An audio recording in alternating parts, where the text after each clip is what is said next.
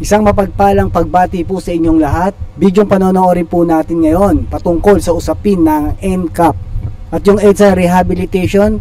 Kaninong umaga, June 2 ngayon, nagkaroon ng pulong ang mga TNBS driver at ibang mga riders at motorista para mapigilan muna ang NCAP at pag-rehabilitate ng EDSA. Pero bago po yan, please like, share, and subscribe. Click the notification bell para updated ka sa tuwing gagawa po tayo o mag-upload po tayo ng mga ganitong klaseng videos. At maraming salamat po sa inyo lahat. Sana paki-subscribe din dito sa channel ni 1PH. Umpisahan na po natin. A Transport Alliance is staging a protest caravan against a no-contact apprehension policy today. Let's talk to Stop NCAP Coalition convener June De Leon. Welcome to News and Views. June, thank you for joining us. Good morning po. Magandang umaga po sa inyong lahat at magandang umaga sa inyong taga-subaybay. Alright, June, let's get right to it. No? Anong specific aspects ba of the no-contact apprehension policy are you apprehensive about? Sa ngayon po, ang tinututulan talaga natin dito sa NCAP yung mataas na multa at yung proseso at mga sistema na pinapatupad nila dito. Alright, Jun, kasi may nagbabanggit din ng ibang grupo, no? Aside from yung mga matataas na, of course, yung mga fines, they are not still confident about yung system daw ng MMDA, kung paano nanghuhuli yung trained personnel or yung AI cameras, how they are nanguhuli ng mga violations. Have you heard anything about that? Ano yung opinion mo about this? Yes. Totoo po yun. At sinasabi nila pag disiplina, kaya gusto nilang ituloy itong NCAP para disiplinahin ang mga drivers. Pero sa totoo lang po, hindi po mga drivers ang nagdidisiplina rito dahil hindi naman po sila, unang-una, sila yung nagmumulta at pinapadala ng notice of violation. Katulad po kami sa part po namin sa TNBS operator at mga taxis, naiipon po ang notice of violation sa amin kapag iniwan po ito ng driver. Pag nalaman po ng mga drivers na marami na silang huli sa NCAP, bigla na lang po silang lumilipat sa ibang sasakyan para makapagmaneho ulit or lumilipat na lang ibang trabaho. Kawawa naman po yung kasalanan ng affected talaga dyan. Unang-una, itong nagsasalita, bali sigurado operator siya no? Yan talaga ang tatamaan dyan dahil sa kanila babagsak yung mga violation ng kung may driver man sila, hulog boundary o boundary system, sila ang tatamaan talaga kasi sa pangalan nila nakarehistro yung sasakyan. So yun yung sinasabi niya, tatamaan talaga, kawawa talaga yung mga operator. Pero ganun talaga wala silang magagawa dyan dahil business nila, no? Pero yun nga ang hinihiling din siguro ni sir na kung may magagawa yung MMDA o LTO na batas para mismo dun sa nag-violate ang mabibigyan directly ng notice. Dapat ganon para maayos yung yung pagpapatupad.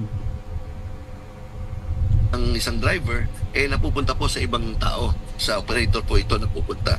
Kaya kung gusto nila talagang ituloy itong NCAP, kailangan pag-aralan nila. Kung meron silang sinasabing technology na artificial intelligence, siguro meron naman tayong tinatawag na face recognition. Dapat kung talagang kaya nilang implement yan na maayos at mabuti ang sistema, dapat ganun. Kung sino dapat ang driver, doon dapat pinapadala ang notice of violation. Ano po ba ang iba po natin nakikita ang alternative solution? Pwede siguro yun, no? Kasi AI naman tayo ngayon. Bago mag-start yung driver, TNBS, lahat naman ng application actually yung Grab, ang application yan, yun nga, yung face recognition, makikita kung sino yung may hawak na yun at yung time na yun, syempre may date yun, may oras, tama yun, yung sinabi niya, no? Connected dun sa LTO o MMDA, DOTR, kung saang ahensya man dapat yan, nakakonect. Yun nga lang ang masakit yung sa mga private naman pala, no? Kung ipinahiram lang, paano nga naman din pala yun, no? siguro yun nga medyo masalimuot talaga yan, kaya marami talagang hindi pa ready. Kumbaga dapat ayusin muna talaga kasi napakaraming masisilip talaga dyan Dito sa NCAP, kung hindi po natin ito masyado nagugustuhan at feeling po natin ay hindi ito nararapat or kumbaga yun nga po, hindi po nararapat po sa mga motorista. Alam niyo, sa ibang bansa po, pinapatupad po ang NCAP secondary lamang, katulad ng Singapore. Nag-invest rin po sila sa mga traffic enforcers. Ayan. Pangalawa lang po ang NCAP, suporta po sa mga enforcers. Sa tingin ko, yun ang tama. Magparami po tayo ng enforcers dito sa NCR at kailangan i-enforce natin ang talagang yung totoong batas. Para kahit papaano makatulong ito sa trapiko. Alam nyo, yung mga enforcers po natin, kung papansinin ninyo, marami pong nakakalat na sa ngayon, pero nag-aabang po ng mahuhuli lang nila. Totoo yan. Kaya po, yung mga MMDA mismo, kikita ko po sila nagtatago sa ilalim ng puno. Kasi ang mali dyan, dati nilagyan kasi ng incentive. Gada huli, meron silang porsyento dong makukuha. Kaya ang ginawa ng mga nanguhuli, ubusin yung ticket na makapal sa isang araw. Ganun na lang ginagawa nilang trabaho. So parang napabayaan na nila kung ano yung talagang trabaho na mag-ayos ng trapiko. Talagang nangyayari talaga, real talk talaga yan. Nanguhuli na lang talaga para makuha yung incentive. Ganun talaga nangyari dyan. Kaya garapalan din yung panguhuli dati, no? Ayan, patuloy po natin. Talagang wala po silang magagawa dyan at pamamara lang sila pag meron ng violation. Pero kung ito ay mamanduhan nila ang trapiko, maganda po yan. Mas makakatulong po sila sa daloy ng trapiko. At secondary lang dapat itong mga... Tama rin naman, no? Ngayon may camera na sila. So makikita nila lahat, pati yung mga tauhan nila na enforcer na talagang magtatrabaho ng tama at makikita nila kung nalalagyan ba, nasusuhulan ba dahil sa camera. Kasi ang nangyayari dyan, masisilipan sila no? Masyadong malaki yung fine na hinihingi nila. Nung nakaraang 2022 nasa 150 lang ang violation. Dapat mga ganun nga lang no? Pero ngayon sobrang sobra. Parang times 5. Kasi 1,000 na ngayon yung pinakamababa Siguro nga times 7 na nga yun Yun yung pinakamababa pa lang 1K Iba pa yung mga 5K. So talagang magre-react talaga yung taong bayan at lalong-lalo na yung mga motorista na yan. Lalo na wala ka ng kawala dyan Pag nakita yung sa camera yung gulong mo na umapak lang sa guhit, fine na agad yun, violation na agad yun. Sigurado padadalan ka ng letter na kailangan mong bayaran. Ang laki nun. Magkano ba minimum ngayon, di ba?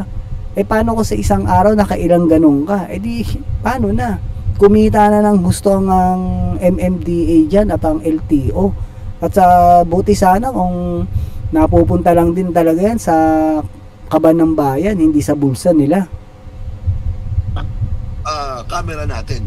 Pwede yan sa highway, sa malalaking kalsada. Pero sa maliliit na kalsada, ang kailangan po natin ay enforcer. Ito pong NCAP na pinatutupad sa atin ngayon ano po yan 'di ba yung temporary lifting ng TRO dito, ibig sabihin sa major thoroughfares lang, wala po sa mga maliliit na kalsada. Yan po. Sinang-ayunan po namin yan nung sinasabi nilang EDSA at C5 lamang sa mga main thoroughfares, sa mga highway. At tulong po ito, sinabi nila sa Supreme Court na para makatulong ito sa rehabilitasyon ng EDSA. Nagulat po kami nung interview, may mga interviews ang MMDA at nung Senate hearing, patuloy po silang magpaparami ng camera. At nagulat din po kami, napakaraming camera po. Over 300 cameras na pala nakakalat ngayon. Kaya mali po yung sinasabi ng MMDA na doon lang sa mga malalaking kalsada lang at sa EDSA lang nakafocus itong. Ang daming palpak ng MMDA, no? Halos sa isang taon palagi silang issue dito sa mga news. Grabe. Halatang halata na yung ginagawa nila na talagang pinagkakapiraan na lang nila. Kasi isipin mo kung hindi naman disiplina lang ang gusto nila, habol nila, wag naman nila sobrang taasan yung fine. na talagang kawawa, makadalawang fine ka lang sa isang araw, abonado ka pa sa ginawa mong pagtatrabaho kung TNBS driver ka. Magkano na lang naman ang kinikita ngayon ng TNBS driver sa isang araw, di ba?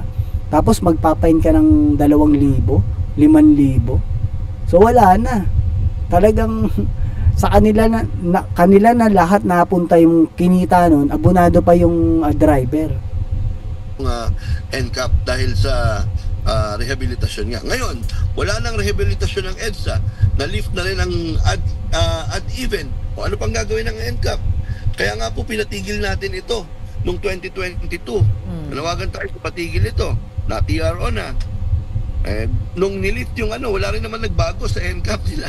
Ang nagbago lang po, tumaas ang penalty, tumaas ang multa. Yun lang po ang nagbago sa tingin ko. Pero yung kakalsadahan sa loob ng 3 taon, wala man lang naayos na kalsada, wala man lang lane markings na naayos, wala man lang digital timer na dagdag. Yung sistema pa rin nila, kung sino may-ari na sasakyan, ganun pa rin. Parang walang nangyari. Ang nangyari, tumaas lang ang multa. Yun, obvious, di ba? Tumaas lang ang multa, tapos walang naiayos lahat at ipinatupad uli nila mula ng 2022 nung pinospone ng Supreme Court. So ngayon naman, agad-agad ibinalik nila, ni hindi man lang nila ikinonsulta yan sa mga motorista kasi alam nila na ganyan uli mangyayari at talagang papalag at tututol. Kaya ang masakit talaga dyan, hindi to ayos eh. Sana ang ginawa ng MMDA, LTO, DOTR, talagang inayos muna nila lahat nung hinihiling nung 2022. Inayos nila lahat yan, di ba? Yung kalsadang medyo hindi sa EDSA, yung sa mga ibang rota. Inayos nila yung mga maliliit na mga lubak-lubak doon. Yung mga signage, mas nilinawan nila yung guhit. At yung timer, nilagyan nila lahat ng timer, yung traffic light. Kasi yung timer, importante rin talaga yan. Lalo na't kung medyo mabilis ka, tapos hindi mo na alam kung bigla bang mag-iibang kulay na yan. Kasi yung pagka orange na, mabilis yun magre-red na agad. Kung medyo mabilis ka nga, wala, lalagpas ka talaga at violation ka nun. Kaya dapat talaga may timer para sa akin Nung nakita po natin na 1 week na implement itong NCAP last week at nakakita po tayo sa mga balita, yung mga pictures and videos ng mga motorcycle riders, yung mga sasakyan, nasa kanilang mga lane, wala pong nag-overtake, walang lumilihis sa kanilang lane. Your reaction to that? Napakaganda pong tignan, no? Napakagandang tignan, pero ang sinasabi ngayon ng ating motorista, sige, may disiplina kayo, nasa linya lang kayo, kaya lang yung 30 minutes na biyahe ng motor, naging isa't kalahating oras na. Yan dyan yung binanggit mo kanina. So, regarding naman doon, talagang maganda naman talagang naidulot ng NCAP. Disiplina at naiwasan din talaga yung mga aksidente. Siyempre, yung road rage din dahil nagkakaroon ng singitan, unahan, nagkakaroon ng away dyan, di ba? Napakarami yan nung nakaraang itong taon lang na to. Kaya siguro ipinatupad uli yan. So tama yun, maganda yun. Pero sana yung fine, yung multa, binabaan lang nila. Hindi obvious na talagang, alam mo na, sobrang sobrang taas. Hindi na makatarungan yung pagtaas nun. At saka yun nga, mababiolate ka talaga dahil maliit yung kalsada, hindi pa naayos yung mga hinihiling din ng mga motorista, yung mga timer, yung signage, yung markings, yung mga maliliit na kalsada na may mga sira, dapat naiaayos na yon. Siguro pag naiaayos nila yon at inilatag nila yan, tapos hindi ganun kataas yung fine, wala naman nang magiging reklamo dito kasi mas maganda rin talaga tignan yung talagang nakikita natin ngayon na sumusunod talaga sa batas. Maganda tignan, iwas disgrasya. So ang masakit lang talaga, tumaas yung fine at hindi naayos yung yung dapat ayusin. About yung fines, no? Nagkaroon ba ng dialogue ang grupo nyo with the MMDA at nakapag-explain ba sila kung where did they come up with the computation ng fines? Kasi halos more than 10 times pa ata ang tinaas ng isang fine eh. Totoo po yun. Wala po tayo natatanggap na dialogo. At sigurado, kung merong man dialogo, tayo po ay tututol dyan at may ayos kung magkano talaga ang penalty. Hindi ko alam kung saan pinanggagalingan ng mataas na multa. No? Dati, 2022, bago na TRO ang NCAP, nasa 150 to 300 pesos lamang. Yes. Ang penalty ng NCAP ng MMDA. Ngayon, nasa 1,000 na hanggang 5,000 piso. Okay, tamo. Obvious na obvious, di ba? Sobrang laki nun.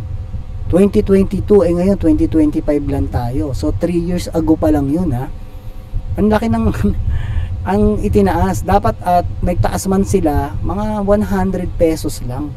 Hindi yung halos, yun nga, sinasabi ng mga nagre-report, times 10 daw. Siguro mga times 7 yun. But speaking of dialogue, have you reached out to MMDA or even the Transport Department para po makipag-usap tungkol po dito sa mga hinaing po ng inyong grupo? Sa ngayon po, nandito po kami sa tapat ng MMDA. Patuloy po ang caravan.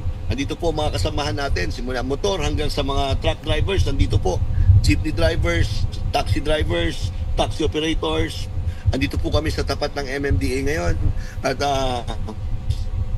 bumubusina po sabay-sabay ang ating mga kasamahan dito para iparating, no, na ihinto na itong NCAP. Kung kami man po ay haharapin ni Ginoong Artes, mas mabuti po para may paliwanag niya rin kung bakit nung biglang nung na-lift yung suspension, ba't hindi man lang kami kinausap para sa implementasyon nito, makapag-suggest man lang kasi kung bakit ipinatigil natin noon, bakit nabuo yung Stop NCAP Coalition. Sana nalaman niya, sana ma-improve pa nila yung kung i-implement nila tong NCAP, kung ano ba dapat. Yun, Jun, speaking of that, no, tutol kayo sa NCAP on the program as its whole, or gusto nyo sana pag-usapan na paano plansyahin ito, or baka magkaroon ng hybrid setup, NCAP combined with MMDA officials? Marami po tayong tinututulan sa NCAP. Pero alam nyo, yung technology na yan, maganda po sa ibang bansa. Pero hindi pa ready dito sa Pilipinas. Tama. So, para may parating lang namin, kasi baka sabihin ng ibang tao, kontra kayo ng kontra, ayaw nyo ng pag-unlad. Na-appreciate natin yung NCAP, lalo na sa yung mga nangyayari sa ibang bansa. Pero sa ngayon po, hindi pa talaga dito mauubra sa Pilipinas. Number one, yung infrastructure. Tingin ko uubra naman, basta ayusin lang yung sistema. Yun nga, gaya nga ng kaninang sinabi niya at sinabi rin natin, yun nga, ayusin lang talaga yung mga signage, and then nakita naman natin na halos talaga na marami ang motorista, yung mga naka-riders, yung naka-single na motor. So siguro para sa akin, hatiin na lang yung yung daan. Kalahati ng daan mga motor. Kasi delikado rin sa part nila yon na pag kami na out of balance lang, magiging domino effect yun, magtutumbahan yun. So medyo malaking disgrasya rin, no? Napakarami rin kasi ng nagmomotor. And then yun nga, yung kalahating daan naman para sa mga sa mga four wheels. So siguro magiging balance yung takbo niyan.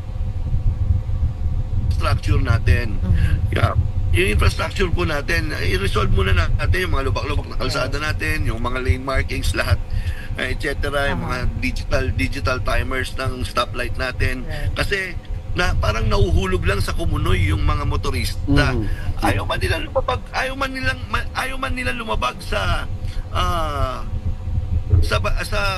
batas trapiko, hindi sinasadya. Kapag meron kang iniwasan na lubak, tapos natapak ang iyong gulong sa bike lane, violation po kagad yan. Oo, hindi po sigurado. sinasadya, pero magmumulta ka kagad. At nakakalungkot po yung multa, halos isang araw nakita po yan ng isang manggagawa na driver na nagmumotor, nagda-drive ng jeep, ng taxi. Actually, hindi nga lang isang araw kung mag-fine yun ng 5,000, 2,000, hindi naman kumikita ng siguro TNBS kung medyo malakas bumiyahe, pero mahirap maka 1K nga medyo okay na sila dun 'di ba? 1.5 tapos bigla ka mababayolate ng 2,000, 5,000. Doon pa yun sa driver ng 4 wheels na Grab paano yung mga riders na mga naglalala move, 'di ba? Mga nagjo-joyride, yung mga Move It at yung Angkas. 'Di ba magkano ang kinikita nila sa isang araw? Palagay natin 1K tapos magbabayolate sila ng 2K. Wala na. Abonado pa sila. Ng TNVS, isang araw po ang multa para hindi po makatarungan po yon. Sir, Mr. De Leon, ngayon po kasi wala po tayong magagawa dahil utos na daw po ito ng Supreme Court. And while we are waiting dun sa ating mga protesta po ngayon, meron po ba kayo naiisip na pwedeng gawin, guidelines po between the operators and the drivers to make sure na hindi po lugi yung mga operators pagdating po dun po sa sinasabi nyo na kapag ang isang driver medyo marami ng mga violations, lumilipat na lang sila ng mga operators nila? Ito lang po ang alam nating gawin ngayon. Iparating po sa Korte Suprema, iparating po sa Malacanang na ang pagpapatupad po ng NCAP ay talagang papahirap po sa aming mga tsuper, pahirap po sa mga motorista at talagang parang ang pakiramdam po ng bawat isa sa amin ay parang ginagatasan po kami ng ating gobyerno. Kaya po ito lang po ang kaya namin magsama-sama at ipahayag ang aming nararamdaman sa loobin dito po patungkol sa NCAP. Lastly, Jun, baka may mensahe ka sa Transportation Department o sa kay President BBM regarding yung stand nyo sa NCAP? Nalalawagan po tayo. Ito po sinisigaw nga po namin na pahirap po sa aming mga motorista, pahirap po sa transport sector ang NCAP na pinapatupad nila ngayon. Sana po mapakinggan po ang kahilingan ng bawat isa sa amin. Andito po kami sa tapat ng MMDA ngayon. Ayan,